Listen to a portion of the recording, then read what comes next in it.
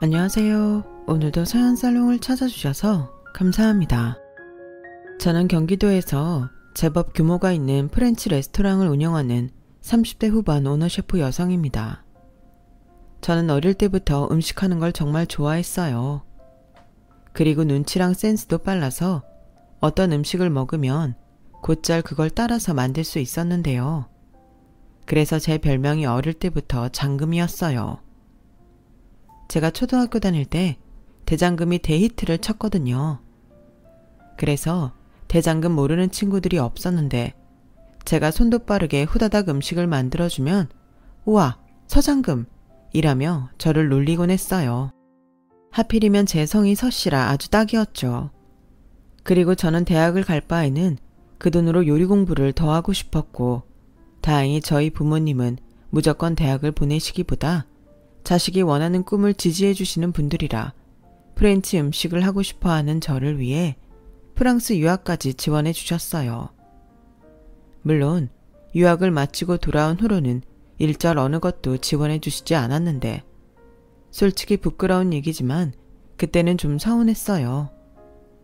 유학을 마치고 한국으로 돌아가면 작더라도 제 가게를 차리고 싶었는데 아빠가 선을 딱 그으니 갑자기 앞이 막막했어요. 아빠, 그래도 나는 유학까지 다녀왔는데 여기서 다시 밑바닥부터 일을 하라고? 아빠가 몰라서 그러는데 주방일 엄청 힘들어. 거기에 남 밑에서 일하는 것도 얼마나 힘든데? 가서 힘든 걸 알아야 너도 직원 힘든 걸 아는 거야. 그리고 아빠는 그래. 네가 공부하고 싶어서 유학을 보냈지만 그렇다고 해서 네 가게까지 내가 차려줄 수는 없는 거지. 그래도 그렇지 무슨 아빠가 그래. 가게 작아도 되니까 그냥 거기까지만 투자라고 생각하고 도와주면 안 돼? 내가 성공해서 갚으면 되잖아. 요즘 사람들 얼마나 눈치가 빠른 줄 알아? 유학 다녀왔다고 너 혼자 잘난 척하면 너만 망하는 거야. 이제 너도 성인인데 네가 선택한 길 네가 책임져야지. 결혼도 마찬가지야. 아빠랑 엄마는 시집가라는 소리 절대 안 할 거니까 네가 좋을 때 네가 좋아하는 사람이랑 해. 그것도 네가 선택하고 책임질 일이지. 저는 저를 갑자기 어른 취급하는 아빠를 보며 서운한 마음을 감추지 못했어요. 저희 집이 그래도 제 가게 하나 정도는 차려줄 여유가 있었거든요. 그때 당시 저는 몸만 어른이었을 뿐 생각은 어린 아이여서 부모님이 능력 있으면 도움받는 걸 당연하다고 생각했어요. 제가 철이 없어도 정말 많이 없었죠. 그래서 그때 당시는 부모님에 대한 불만도 컸는데요. 그래서 보란듯이 꼭 성공하겠다는 독을 품었는데 어찌 보면 그게 지금의 저를 만들었지 않았나 싶네요. 말이 좋아 셰프지 주방은 전쟁터나 다름없어요. 조금만 방심하면 칼에 베이고 불에 데이고 다치는 일이 허다하거든요.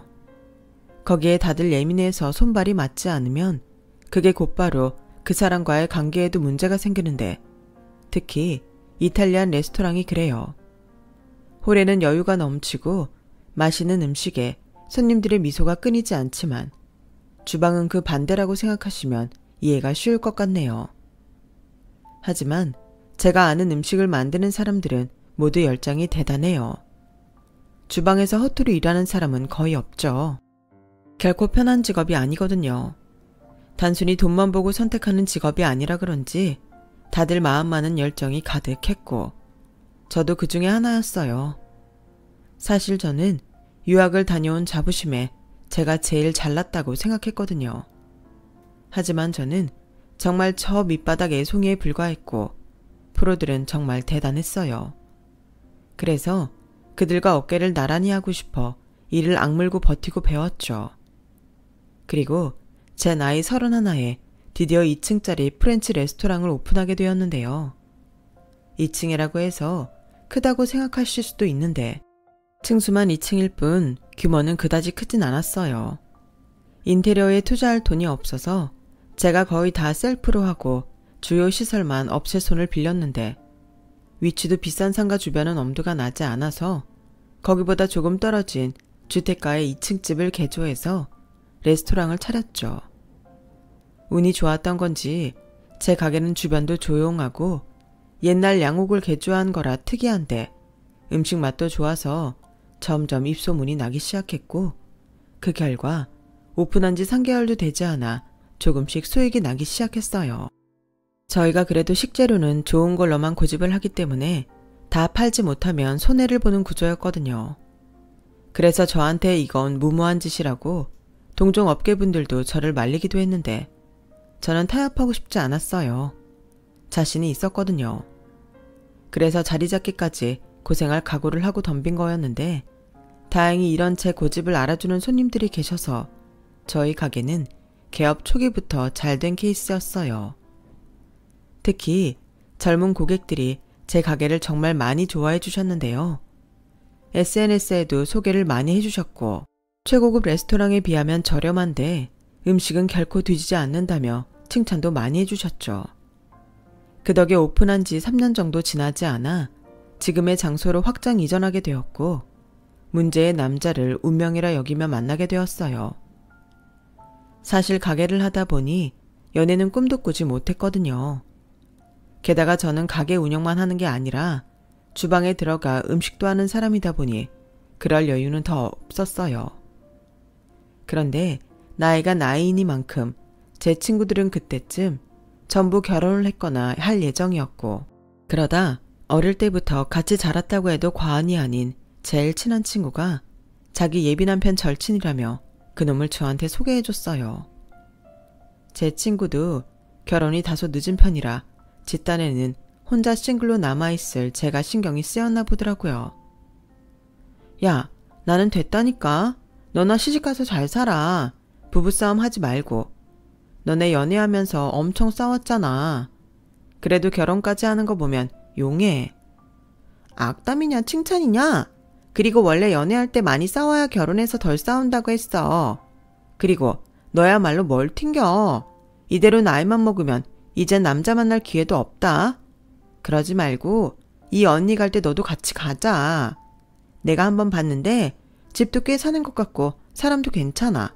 인물도 훤하더라. 나 원래 잘생긴 남자 좋아하잖아. 무슨 시집이 군대냐? 같이 가게. 그리고 뭐? 일반인이 잘생겨 봤자지. 난 이제 남자들이 다 거기서 거기처럼 보이더라. 치, 외국 먹었다고 눈만 높아져서는? 그래서 내가 너 그럴 줄 알고 그 남자 사진까지 받아놨지. 자, 봐봐. 이목구비 뚜렷하고 잘생겼잖아. 거기에 키도 커. 183. 저는 친구가 보여준 그놈의 얼굴을 보고 저도 모르게 입가에 미소가 번졌어요. 일단 외관으로 봤을 땐 친구 말처럼 제가 좋아할 이상형이었거든요. 그래서 일단 한번 만나보겠다고 했죠. 그렇게 한 번이 2번 되고 2번이 3번이 되었는데 그놈과 저는 서로 비슷한 친구가 결혼을 하니 느끼는 감정도 비슷해 서로 통하는 게 제법 많았어요. 거기에다 늘 옆에 있던 제일 친한 친구가 결혼을 하니까 허전한 마음을 숨길 수가 없었는데 그래서 서로의 친구를 대신해 친구가 되어주자고 시작한 만남이 연인 사이로 발전하게 됐어요. 그리고 친구가 결혼하고 2년이 조금 안 돼서 저희도 결혼 얘기가 나왔는데요. 그때는 제 가게도 제법 자리가 잡혀서 월 매출 4, 5천은 찍었을 때라 여유가 아주 없지는 않을 때였죠. 물론 직원들 월급 주고 대출금에 각종 세금 내면 매출의 절반 이상이 다시 지출로 나갔지만 그래도 제 손에 들어온 돈은 웬만한 대기업 임원보다 많았어요. 그에 반면 남자친구가 된 그놈은 직장인으로 세후 월 350 정도 벌었는데요. 제가 자기보다 수입이 더 많다는 건 익히 알고 있었죠. 그래서 자기 집에도 제 칭찬과 자랑을 엄청 많이 한 모양이었는데 그게 역효과였을까요? 그 사람의 부모님은 처음엔 저를 싫어하셨다고 하더군요. 언제 망할지 모를 자영업자라며 자기 아들 기죽을까봐 그렇게 저랑은 결혼하면 안 된다고 하셨대요. 저는 몰랐죠. 그 사람이 말을 안 하는데 제가 알 수가 없잖아요. 그러다 그 사람과 결혼을 약속하고 예비시댁에 인사를 갔는데 그때 알았어요. 예비 시어머님이 상냥하게 웃으며 자기가 저를 처음엔 싫어했다고 굳이 말씀을 해주셨거든요. 그런데 제 수입을 듣고는 마음이 바뀌신 건지 사실 내가 식당한다고 해서 걱정이 많았거든. 솔직히 이왕이면 결혼까지는 안 했으면 했지. 근데 니들 나이도 있고 거기 매출이 꽤 된다고 하니까 큰맘 먹고 결혼 허락한 거야. 엄마, 허락했으면 됐지. 뭐하러 그런 얘기를 해? 왜? 나중에 알고 기분 나쁜 것보다는 낫지. 그리고 지금이 더 중요한 거 아니니? 예전에는 그랬지만 지금은 아니니 잘 지내보자고 하는 말이야. 나는 딸이 없으니 이왕이면 며느리랑 모녀지간처럼 가까이 지내고 싶거든. 근데 부모님은 뭐 하시나? 결혼 비용으로 어느 정도는 지원해 주시겠지? 저희 아버지는 개인 사업을 하시고 엄마는 주부신데요. 아마 별 다른 지원은 해주시지 않을 거예요. 그래도 제가 벌어놓은 것이 있으니까 걱정 안 하시게 제가 잘 준비할게요. 어머, 그래? 아버님이 사업을 하시는데 왜 그러실까? 무슨 이유라도 있어? 다른 이유는 없고요. 저희 아빠는 성인이면 자기 앞가림은 자기가 해야 한다고 생각하시거든요. 그래서 유학 때까지만 도움 주셨고 귀국하고 나서는 전부 제 힘으로 살았어요. 어머나, 세상에. 어떻게 돈도 있으시면서 그러실 수가 있지? 나는 도통 이해할 수가 없네. 엄마, 그건 민주 부모님 생각이시니까 존중해 드려야지. 그래도 그렇잖아. 어떻게 자식 고생할 거 뻔히 알면서 그러냐고. 나는 마음이 여려서 그렇게는 못할 것 같다. 들었는지 모르겠지만 우리도 남들보다는 좀 살아. 자식이라고는 청민이 이거 하나니 전부 다 물려줘야지. 너 내 아들이랑 결혼하면 땡 잡은 거다. 어허, 당신은 참 쓸데없는 소리를 해. 당신이 그러니까 정민이 저거 결혼자금이라고 한 푼도 모은 게 없다잖아. 그거에 비하면 우리 예비 며느리가 진국이네. 네, 맞아요. 남자친구 그놈은 저한테 결혼하자고 하면서 모은 돈이 1,000만 원도 없다고 했어요. 그래서 저는 지금 장난하냐고, 돈도 없는데 무슨 결혼을 하냐고 정색을 했었는데, 그 사람은 자기 집에 여유가 많으니 결혼 비용은 대줄 거라고 이미 약속까지 다 받았다면서 저한테는 결혼만 하면 된다고 했어요. 지금 생각해도 참 한심하기 짝이 없었는데 왜 그때는 그걸 미처 못 봤는지 콩깍지라는 게 정말 무서운 거네요. 아무튼 그런 일이 있었지만 예비 시부모님은 제가 인사를 간 뒤로는 저한테 제법 잘해주시려고 하셨어요. 그래서 저도 예전에 그랬다는 사실을 마음에 담지 않고 넘겨버렸고, 예비 시어머니 말처럼 중요한 건 현재이고 미래라고 생각해 시부모님과 친해지려 노력을 많이 했어요. 저도 당시엔 시부모님에게 사랑받는 그런 며느리가 되고 싶은 꿈이 있었거든요. 그런데 그런 제 마음이 예비 시어머니에게 만만해 보였는지 걸핏하면 저를 예비시댁에 불러 음식을 만들어 달라고 하셨고, 제가 너무 바빠 어렵다고 하면 제 가게에 찾아와 당신 친구들이랑 식사를 하고 돈도 내지 않고 가셨어요. 여기 사장이 우리 예비 며느리예요. 그렇게 말하면 아마 알 테니 우리는 그냥 갈게요. 저 말을 직원한테 듣는데 솔직히 기분이 좋지 않더군요. 물론 제가 대접해 드릴 수는 있는데 저랑 합의도 되지 않은 가운데 저렇게 저를 팔고 공짜 음식을 먹고 가셨다는 것이 불쾌했어요. 그래서 예비 남편인 그놈한테 말했죠. 자기야, 내가 대접해 드릴 수는 있는데 예약도 없이 오셔서 나 팔고 그냥 가시는 건 아닌 것 같아. 다음엔 나한테 미리 말씀하셔서 이런 일 없게 해달라고 자기가 좋게 말씀드려주면 안 될까? 그래? 우리 엄마가 정말 그랬어? 에이, 왜 그러셨지? 자기 말대로 나나 자기한테 말했으면 어련히 그렇게 해드렸을까? 자기 우리 엄마 때문에 많이 당황했구나. 그래도 좀 이해해줘. 우리 엄마가 교회 활동이랑 만나는 친구들이 엄청 많거든.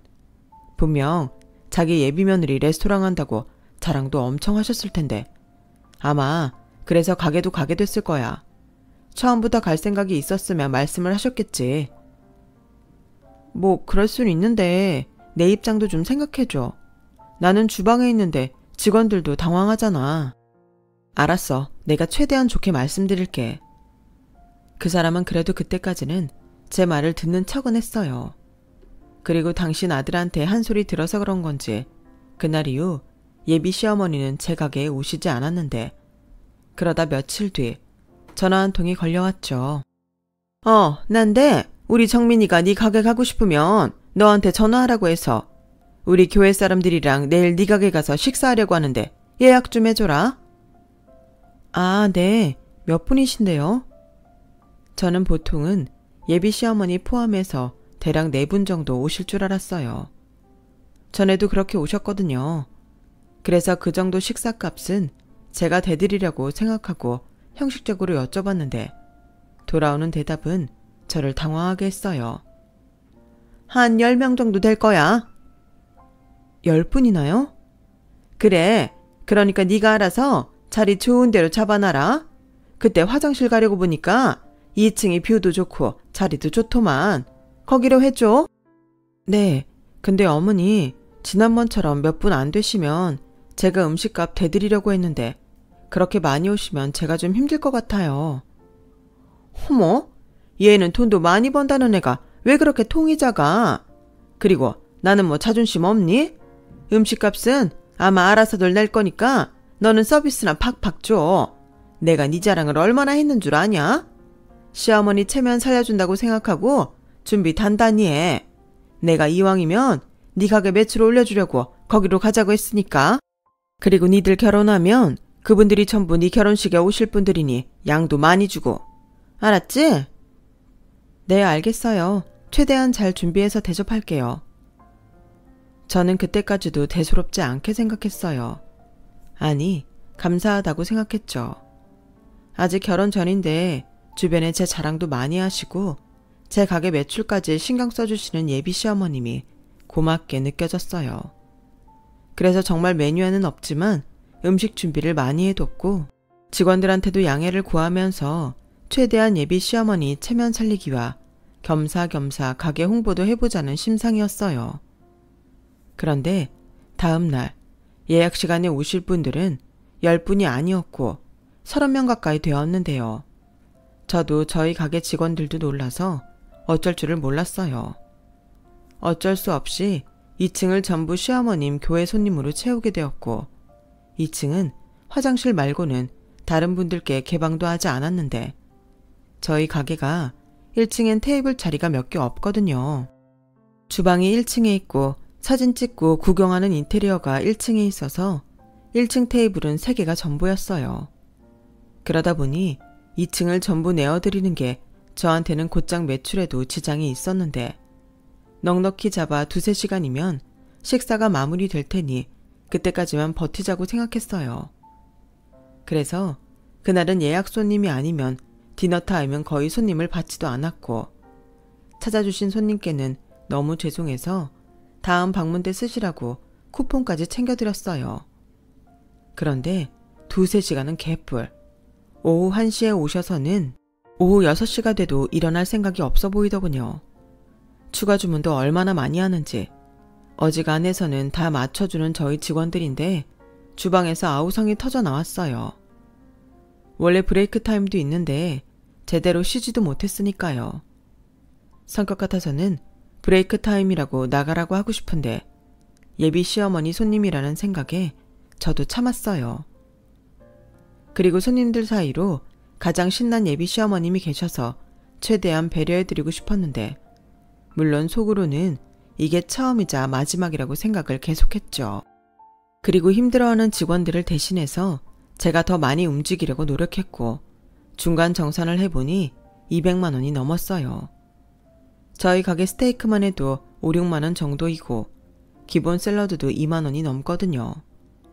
그래도 서비스를 제외한 다른 음식값은 내신다고 하셨으니까 다른 손님 못 받는 건 그걸로 대충 커버가 될 것 같아 별다른 걱정은 하지 않았는데 교회 다닌다는 사람들이 왜 그렇게 시끄러운지 1층에서도 컴플레인이 들어올 정도였어요.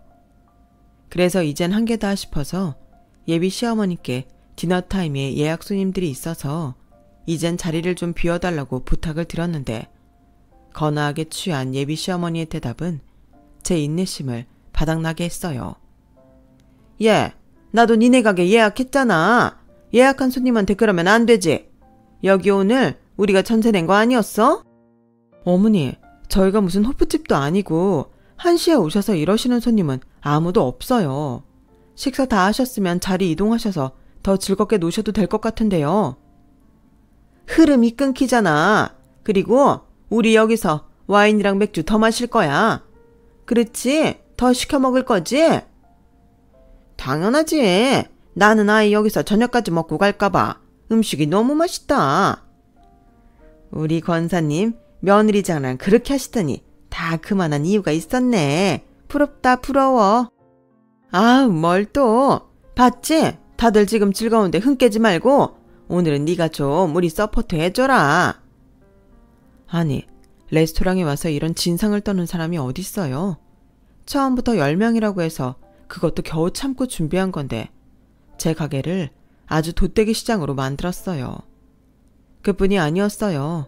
얼마나 시끄러운지 디너타임에 예약하신 손님들이 너무 시끄러워서 식사를 못 하시겠다며 불쾌한 듯 말씀하시고 가버리시는데 얼굴이 화끈거려서 죽는 줄 알았죠. 지금까지 쌓아온 제 노력이 예비 시어머님 때문에 물거품이 되는 것만 같았어요. 그래서 저는 남은 일 처리는 내가 알아서 하겠다며 직원들을 모두 일찍 퇴근시켰고 2층에서 추가 주문을 하시겠다고 해도 재료가 다 소진돼서 없다고 했어요. 와인이랑 맥주도 없다고 했네요.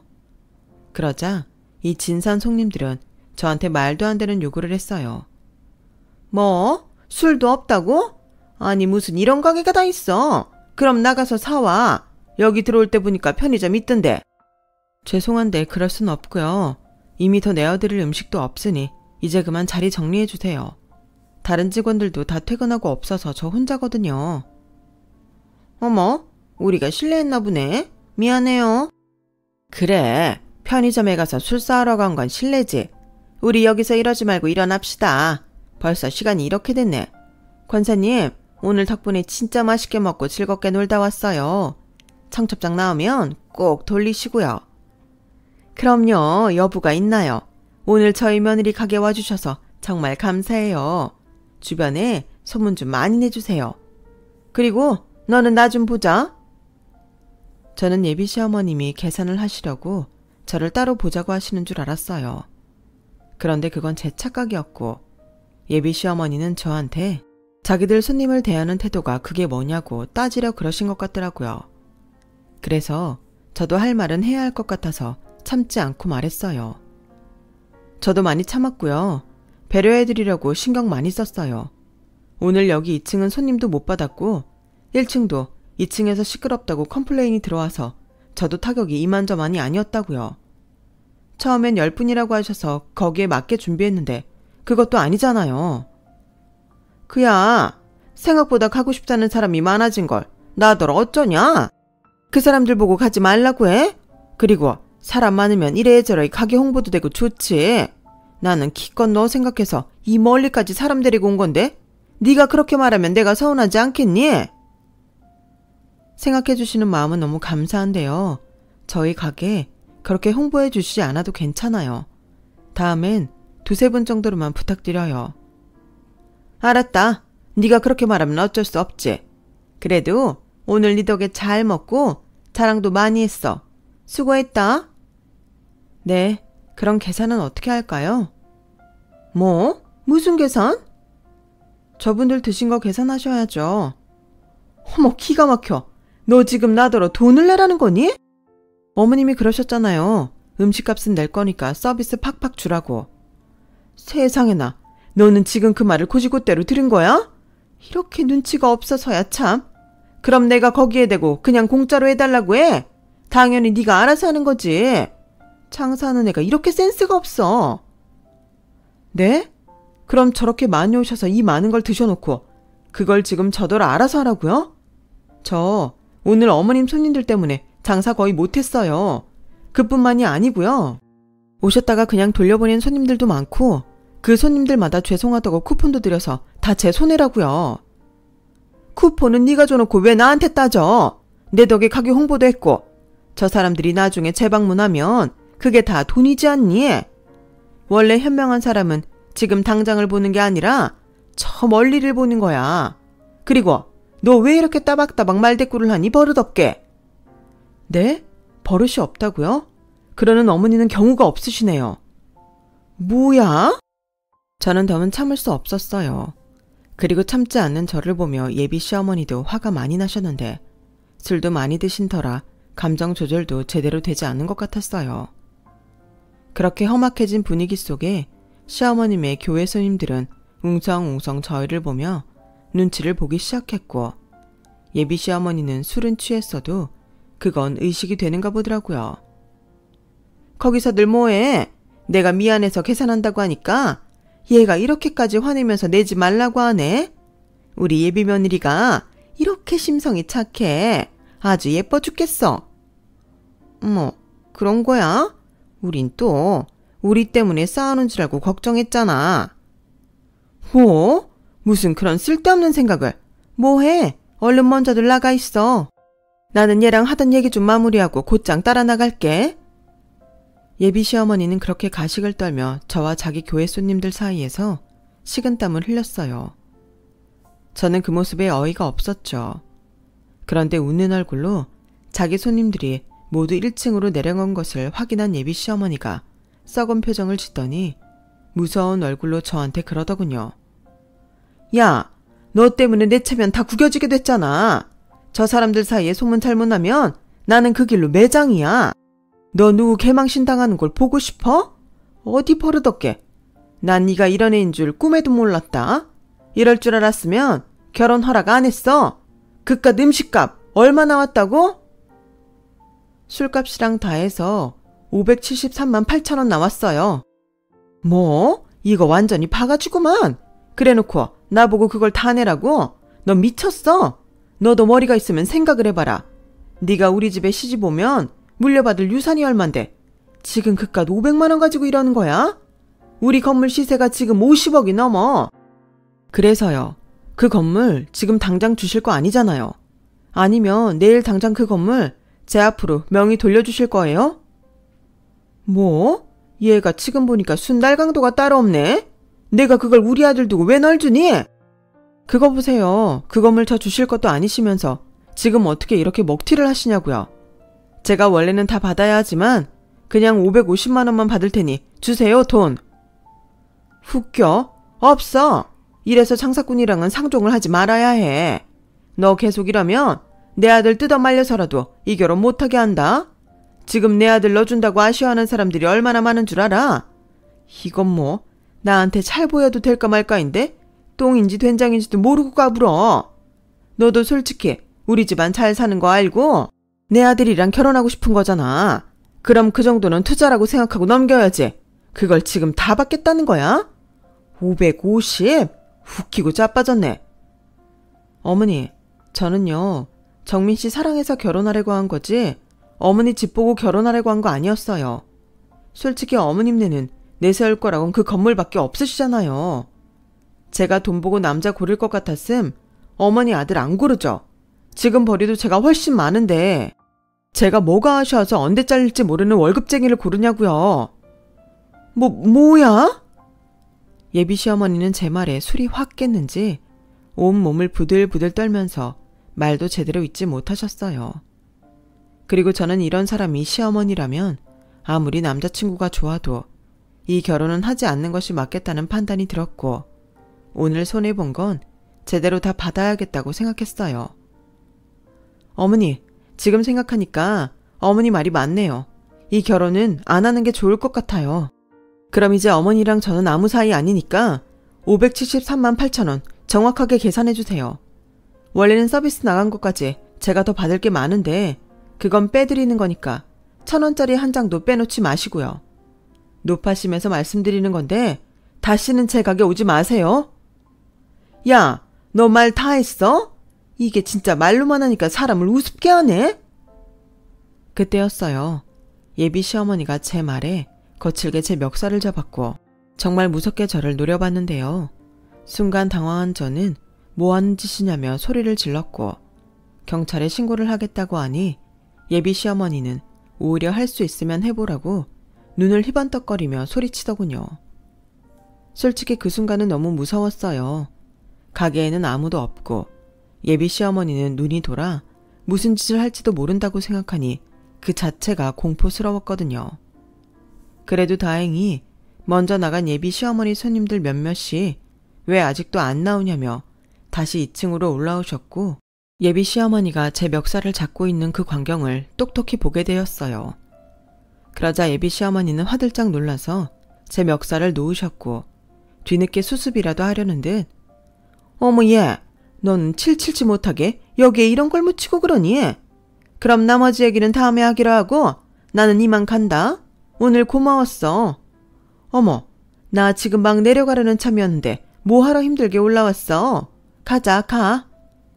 라고 연기를 하시는데 정말 두 눈을 뜨고 볼 수가 없었어요.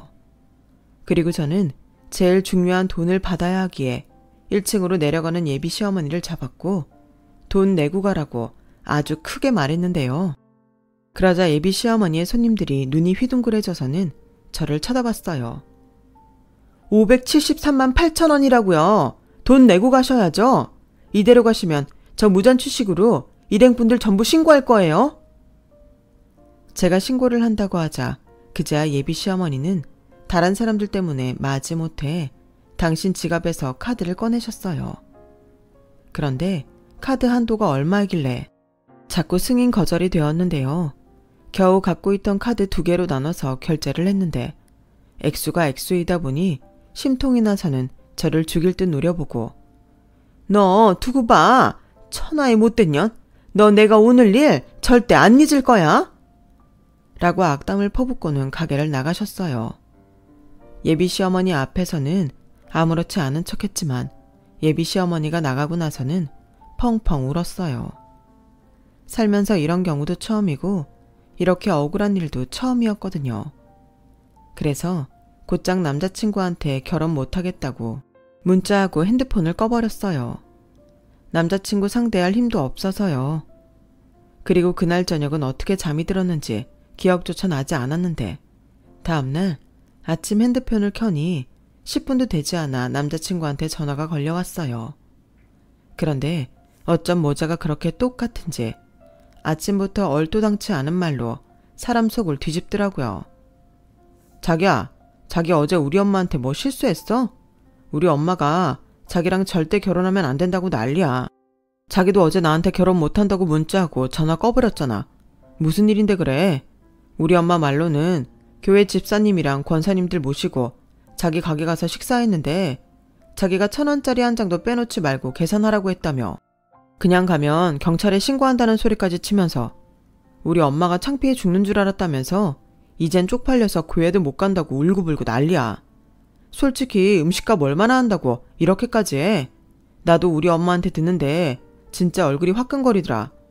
자기 왜 그랬어? 자기 원래 그렇게 통 작은 사람 아니잖아. 하, 기가 막혀? 나와 봤자? 어제 당신 어머니가 내 가게 와서 먹은 음식값이 얼마인 줄 알아? 500만 원이 넘어. 그것뿐인 줄 알아? 30명이나 우르르 몰려와서 다른 손님도 못 받게 했고 오후 1시에 와서 저녁 7시까지 가게 음식 다 털어먹고 오만진상을 다 부리는데 뭐? 통이 작아? 뭐? 500만 원? 아우, 많긴 하네. 그래도 그걸 다 받겠다고 한 건 내가 생각해도 자기가 너무한 것 같아. 이제 곧 가족이 될 사이인데 그거 받아서 뭐 하냐고. 잊었어? 나랑 결혼하면 자기 건물이 생기는 거야. 500만 원 투자해서 50억짜리 건물을 받을 수 있는데 자기가 너무 경솔했지. 그러지 말고 우리 엄마한테 사과하고 카드 결제한 거 취소해줘. 취소? 웃기고 있네. 그것도 내가 서비스 준 거랑 다른 손님 못 받고 손해본 거 다 빼고 받은 거야. 그리고 자기나 자기 어머니나 계속 건물 타령하는데 그 건물 자기가 아니라 내 앞으로 돌려주신대? 자기는 무슨 그런 큰일 날 소리를 하냐? 당연히 내 앞으로 해야지. 자기 앞으로 왜 해주냐? 그거 봐. 자기나 자기 엄마나 나한테 건물 줄 것도 아니면서 왜 자꾸 건물을 물려받을 건데 그 돈을 다 받냐고 해? 이건 아니잖아. 계산을 하려면 똑바로 해야지. 에이, 내 거가 자기 거고 자기 거가 내 거지. 그런 의미에서 신혼집은 나보다 더 많이 버는 자기가 해오는 게 맞는 거고 그 집 명의는 자기 앞으로 해도 내가 뭐라고 하지 않을게. 정말 기가 차서 더 들어주기가 힘들다. 야, 됐어. 내 문자 잊었어? 나 너랑 결혼 안 해. 이건 뭐 아들이나 그 엄마가 똑같아서 소름 끼칠 지경이네. 나는 그 건물에 관심 1도 없으니까 헤어져. 자기야, 자기 같은 소리 하네. 야, 끊어. 저는 아침부터 신경질이 나서 전화를 끊어버렸어요. 그리고 그날은 너무 화가 나서 다른 직원한테 말하고 가게를 하루 쉬었는데요. 아무리 흥분을 가라앉히려고 해도 자꾸만 불덩이 같은 화가 튀어 올라왔어요. 그래서 그놈을 저한테 소개한 친구한테 전화해 어제 일과 조금 전 있었던 전화 통화까지 모두 다 이야기했는데 친구도 깜짝 놀라더라고요. 그놈이 그런 놈인 줄 몰랐다며 미안하다고 했어요. 네가 사과할 일은 아닌데 내가 너무 어이가 없고 화가 나서 어디다 말할 데도 없고. 잘했어. 그리고 결혼 전에 알아서 천만다행이다. 내가 그런 집구석인 줄 알았으면 절대 너한테 소개 안 했지. 이래서 사람은 겉만 봐서는 몰라. 어쨌든 미안해. 괜히 나 때문에 그런 놈 만나서 세월만 보냈네. 아니야. 네 말대로 결혼 전에 알아서 다행이지. 너는 결혼해서 행복해? 행복은 개뿔. 야, 살아보니까 결혼도 별거 없더라. 가끔은 싱글일 때가 그립지. 그래도 뭐 옆에 누군가가 있다는 게 좋을 때도 있는데 다 장단점이 있는 거 아니겠니? 그래도 그런 쓰레기는 아니지. 잘 헤어졌어. 행여나 그놈이 석고대죄를 해도 받아주지 마. 사람은 안 변한다. 저는 친구랑 통화하고 그제야 뜨겁기만 하던 속이 가라앉는 것 같았어요. 친구 말대로 결혼 전에 알아서 다행이라고 생각하니 오히려 잘된 일이라는 생각까지 들었거든요. 거기에 저는 서비스며 손해본 것들 전부 다는 아니었지만 음식값은 다 받았으니 아주 큰 손해는 아니었고 비싼 수압료 내고 제 인생을 지옥 문 앞에서 건져왔다고 생각하려 했는데요. 남자친구인 그놈은 제가 파혼하자고 하자 무슨 날벼락을 맞은 듯 난리도 아니었어요. 제가 쉬는 줄도 모르고 가게에 찾아가 저를 찾는가 하면 제가 가게에 나오지 않았다고 하자 제가 혼자 살고 있는 집까지 찾아왔는데 친구의 예견대로 집 앞에서 석고대죄를 하더군요. 자기가 경솔했다며 미안하다고 용서해달라고 하는데 사람의 밑바닥을 봐서 그런지 그런 모습에도 제 마음은 흔들리지 않았어요. 오히려 더 정만 떨어졌죠. 그렇게 보름 가까이 그놈은 제 마음을 돌려놓기 위해 할 수 있는 모든 사과를 다 했어요. 그리고 최후의 수단이라고 생각했는지 자기 엄마를 시켜 저한테 사과까지 시켰는데요. 정말 영혼이라고는 1도 느껴지지 않더군요. 얘, 나다. 너도 참 유난이다. 그깟 일로 일을 이렇게 키워. 아무튼 그때 일은 내가 잘못한 걸로 치자. 우리 정민이가 너랑 절대 못 헤어진다고 밥도 안 먹고 지금 다 죽어간다. 너 내 아들 사랑해서 결혼하려고 한 거라며. 그럼 이쯤에서 넘어가자. 잘못한 것도 아니고 잘못한 걸로 치자고요. 세상에, 사과를 하시려고 전화를 하셨으면 제대로 하세요. 뭐 그래봤자 달라지는 건 없겠지만요. 야, 너 끝까지 이럴 거야? 그래, 다 까놓고 너 뭐가 그렇게 잘났냐? 이 재산으로 보나 직업으로 보나 내 아들이랑 우리 집이 너랑 니네 집보다 훨씬 낫지 않니? 근데 넌 뭐 믿고 그렇게 콧대가 높아? 오라, 너 가게 좀 잘 된다고 기고만장인가 본데 자영업 망하는 건 한순간이야. 경기 불황 오면 가장 먼저 망하는 게 식당이라고. 아, 그래요? 그건 제가 알아서 할게요. 그리고 저희 집이 왜 아줌마네 집보다 못하다고 생각하세요? 저희 집도 아줌마네 못지않게 살아요. 아줌마처럼 그렇게 드러내놓고 자랑질 안 하면 다 아줌마보다 못 산다고 생각하세요? 저 하나도 아쉬운 거 없고요. 아드님한테 전해주세요. 달라지는 건 하나도 없고 다시는 제 앞에 나타나지 말라고요. 만약에 제 경고 무시하면 그때는 스토커라고 경찰에 신고할 거니까 그런 줄 알라고 전해주고요. 아, 아줌마가 그때 제 멱살 잡은 거 저희 가게 CCTV에 다 찍혔더라고요. 그것도 폭행으로 고소할 테니까 그런 줄 아세요. 저는 제 할 말만 하고 전화를 끊어버렸어요. 그리고 당연히 그놈과 그놈 엄마의 번호 모두 차단해버렸는데 그거 아세요? 차단해도 전화 온 흔적이 남는다는 거. 글쎄 하루에 100번 넘게 전화를 했더라고요. 그 숫자를 확인하는데 진심 소름이 온몸에 퍼지는 것 같았어요. 이런 인간인지 모르고 결혼까지 하려고 했더니 조상님이 도우신 것 같았어요. 저희 부모님도 처음엔 이유를 몰라 제가 파혼한다고 했을 때 걱정을 많이 하셨는데 이유를 말씀드리자 잘했다고 하시며 세상에는 아직 괜찮은 남자가 차고 넘친다고 저를 위로해 주시더라고요. 그리고 며칠 뒤 친구가 지 남편이랑 싸웠다며 저희 집에 찾아와 자고 간다고 했는데 알고 보니 저와 그놈 이야기를 하다 다툰 거였고 자기가 생각해도 자기 친구가 창피했는지 친구의 남편은 그놈과 손절하겠다며 제 친구에게 잘못했다고 빌었어요. 그랬더니 언제 지 남편한테 화가 났냐는 듯 친구는 다시 싱글벙글해서는 지 집으로 돌아갔는데 가고 난 뒤 제 화장대에 친구가 써준 편지가 한 통 있더라고요. 내용은 뭐 대충 저답게 멋지게 살다 보면 멋진 인연이 찾아올 거니 파혼했다고 기죽지 말고 더 멋지게 지내라는 내용이었는데 친구 편지 읽고 조금 울었네요. 그냥 그 마음이 너무 고마웠어요. 친구 때문에 그놈을 만난 유쾌하지 않은 경험을 한 건 사실이지만 그놈이 그런 쓰레기인지 제 친구도 몰랐을 텐데 그래서 저도 더는 친구한테 그놈에 대한 이야기는 하지 말아야겠다고 생각했어요. 그렇게 파혼을 한 저는 당분간은 누굴 만날 생각이 없습니다. 지금은 그냥 제가 좋아하는 일하고 혼자만의 삶을 즐기는 걸로 만족하려고요. 행복이라는 게 뭐 별거 있나요?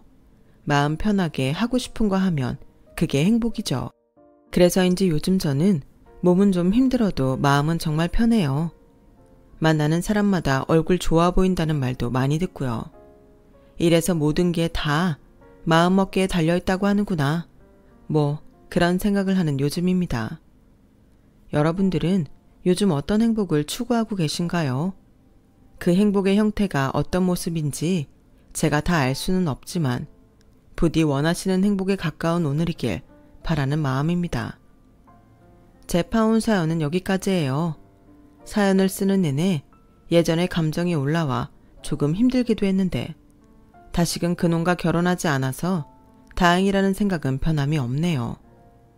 언제가 될지 모르겠지만 다음에 찾아오는 인연은 처음과 끝이 같았으면 좋겠습니다. 지금까지 제 이야기 들어주셔서 대단히 감사해요. 매일 건강하시고 매일 행복하시길 진심으로 바라겠습니다. 그럼 안녕히 계세요. 여러분, 사연 댓글에 응원과 현명한 조언 부탁드려요. 좋아요와 구독은 저에게 큰 힘이 됩니다. 오늘도 좋은 일 가득하세요.